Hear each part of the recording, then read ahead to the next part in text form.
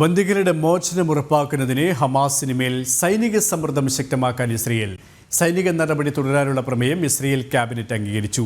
തീരുമാനത്തിന് പിന്നാലെ പുതുക്കിയ വെടിനിർത്തൽ രേഖ തയ്യാറാക്കി ഹമസ. മധ്യസ്ഥ രാജ്യങ്ങളായ ഖത്തറിനും ഈജിപ്തിനും പുതുക്കിയ വെടിനിർത്തൽ രേഖ സമർപ്പിച്ചു. ഹമാസിനെതിരെ കടുത്ത സൈനിക നടപടികൾ തുടരാൻ തന്നെയാണ് ഇസ്രയേൽ നീക്കം. കഴിഞ്ഞ ഒരാഴ്ചയായി ഹമാസിന്റെ ശക്തി കേന്ദ്രങ്ങളിൽ എല്ലാം തന്നെ ഇസ്രയേൽ വ്യോമാക്രമണം തുടരുകയാണ്.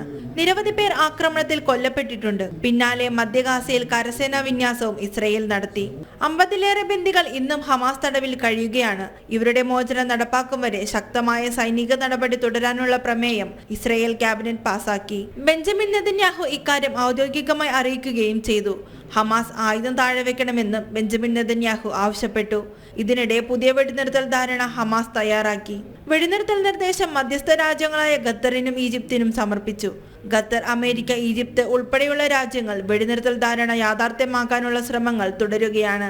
5 ബന്ദികളെ വീതം വിട്ടയച്ച മുൻകാലങ്ങളിൽ നടപ്പാക്കിയ വെടിനിർത്തൽ ധാരണ തുടരാനാണ് ഹമാസ് നിർദ്ദേശം. എന്നാൽ ഇക്കാര്യത്തിൽ അന്തിമ തീരുമാനം മധ്യസ്ഥ രാജ്യങ്ങളായ ഖത്തറും ഈജിപ്തും ഇതുവരെ അറിയിച്ചിട്ടില്ല. അമേരിക്കയും ഇക്കാര്യത്തിൽ ഔദ്യോഗികമായ നിലപാടുകളൊന്നും അറിയിച്ചിട്ടില്ല. ഇന്റർനാഷണൽ ഡെസ്ക്, ജനം.